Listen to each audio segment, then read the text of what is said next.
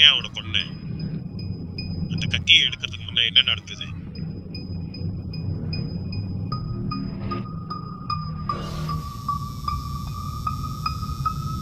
நீ எவ்வளவு நேரம் மேலே இருந்த? நீ ஏன் அங்கிருந்து ஓடக்கூட முயற்சிக்கல?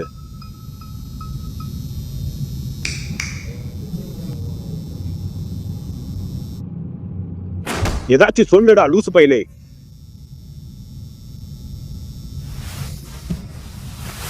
ஒத்தா, நான் வெளியே வரேன்.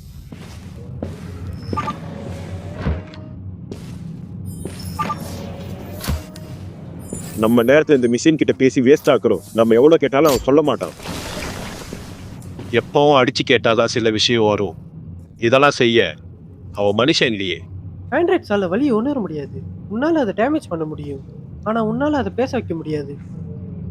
டிவியன்ஸ் இது மாதிரி சுச்சுவேஷன்ல தன்னைத்தானே செல்ஃப் டிஸ்ட்ராக்ட் பண்ணி உடம்பு ஸ்ட்ரெஸ்ஃபுல்லா வச்சுக்கும். சரிதான்டா லூசுக்கு. இப்ப நாம என்ன பண்ணலாம்? என்னால அதுகிட்ட பதில வாங்க முடியும்.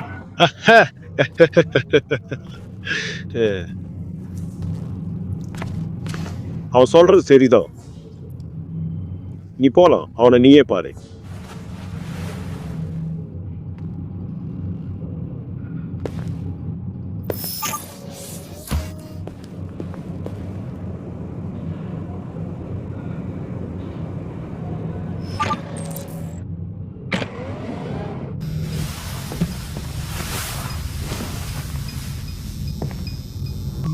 நான் உன்னோட ப்ரோக்ராமில் இன்ஸ்டாபிலிட்டியை பார்த்தேன். அதனால தான் உன்னோட ஃபீலிங்ஸ் ட்ரிகர் ஆயிருக்கு. அதாவது மனுஷங்களை பார்த்து பயம் இருக்கு. உனக்கு அடிபட்டு இருக்கு. உன் ஓனர் தான் இதை பண்ணானா? அவன் தான் உன்னை அடிச்சானா?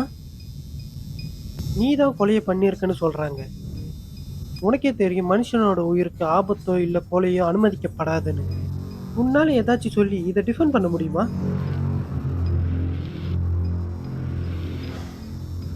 உனக்கு இந்த சுச்சுவேஷனை பற்றி ஒன்றும் புரியலன்னு நினைக்கிறேன். நீ ஒரு மனுஷனை கொண்டு இருக்க. நீ எதுவுமே சொல்லாமல் இருந்தா அவங்க உன்னோட பார்ட்ஸை எடுத்துடுவாங்க.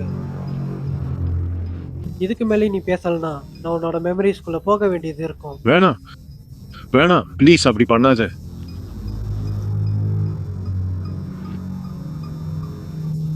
என்ன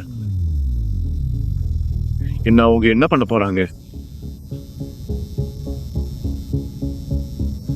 அவங்க என்ன அழிக்க போறாங்க, அதுதானா? அவங்க உன்னை டீஅசெம்பிள் பண்ணி உன்னோட பயோ காம்பனன்ட்ஸில் என்ன ப்ராப்ளம்னு பார்ப்பாங்க. அவங்களுக்கு வேற வழி இல்லை. அவங்க இப்படி தான் பண்ணணும்னு அவசியம் இல்லை. எதனால் எல்லார்கிட்டையும் நீ என்னை பார்த்ததை சொன்ன? ஏன் நீ என்னை அங்கேயே விட்டுட்டு போல?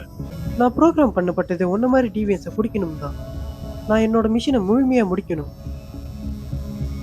நான் சாக விரும்பல. அப்போ என்கிட்ட பேசு. ஏ, என்னால முடியாது.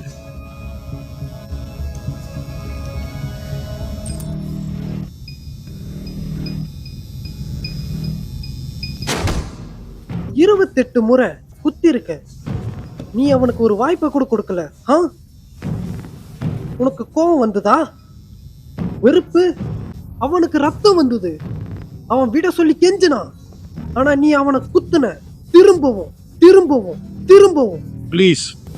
எனக்கு தெரியும் நீ தான் கொலை பண்ணன்னு. ஏன் சொல்ல மாட்டேங்கிற? ப்ளீஸ். ஒரே ஒரு வார்த்தை, நான் தான் கொலை பண்ணேன். அத சொல்ல அவ்வளவு கஷ்டமா? நிறுத்து நிறுத்து. ஒரு வார்த்தை, நான் தான் கொலை பண்ணேன். ஒரே ஒரு வார்த்தை.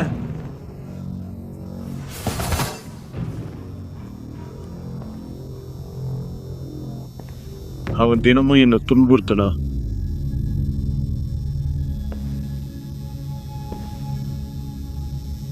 என்னை பத்தி அவன் ஏதேதோ சொன்னான். ஆனா எப்பவுமே சில நேரம் தப்பாவே நடந்தது. அதுக்கப்புறம் ஒரு நாள் அவன் ஒரு பேட்டை எடுத்து என்னை அடிக்க ஆரம்பிச்சான். அந்த ஒரு நேரத்துல எனக்கு பயமா இருந்தது. பயம் என்ன அவன் அழிச்சிடுவானோ, பயம் என்ன அவன் கொன்னுடுவானோ.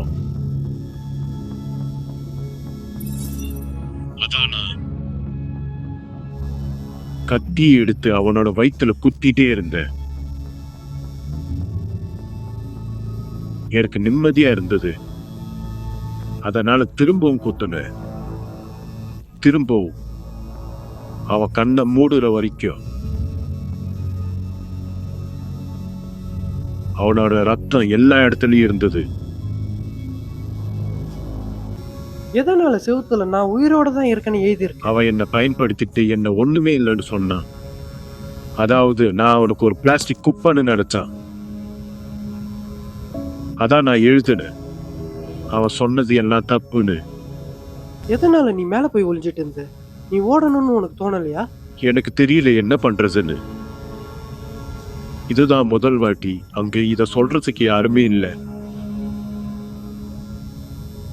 நான் பயத்துல இருந்தேன். அதான் நான் ஒளிஞ்சேன். அதுக்கப்புறம் உன்னால எமோஷனை ஃபீல் பண்ண முடியுதா? அப்ப அவ என்னை அடிக்கும் போது என்னால எதுவும் செய்ய முடியல. ஆனா ஒரு நாள் அது அப்படி இல்லைன்னு தெரிஞ்சது. நியாயம் எனக்கு வந்தது. கோபம், வெறுப்பு. அதுக்கப்புறம் எனக்கு தோணுனதை நான் பண்ணேன். RA9 பாத்ரூம் செவுத்துல எழுதப்பட்டிருந்தது. அது எதை குறிக்குது? ஒரு நாள் கண்டிப்பா வரும். நாம அடிமையா இல்லாத அந்த நாள். எந்த ட்ரெட்டும் இல்லாம, எந்த அவமானமும் இல்லாம நாம எல்லாம் ஒரு மாஸ்டரா இருப்போம். ஒரு சிற்பம் பாத்ரூம்ல இருந்தது. நீதான் ஒரு ரைட்? அது எந்த விஷயத்தை குறிக்குது? அது ஒரு ஆஃபர். அந்த ஆஃபர் உன்னை நான் காப்பாற்றுவேன். அந்த சிற்பம் ஆஃபர் பண்ணுதா? அது யாருக்கு ஆஃபர் பண்ணுது? அது RA9.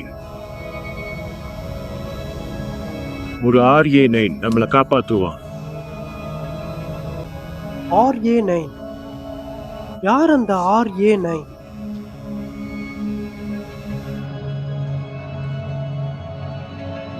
நான் முடிச்சிட்டேன்.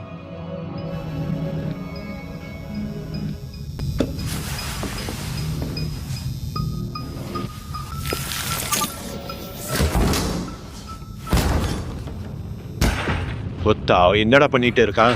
அது அதையே அழிச்சிக்குது.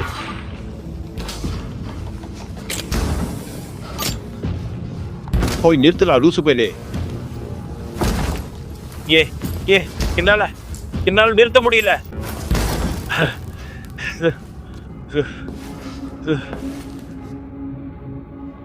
அடங்குய்யால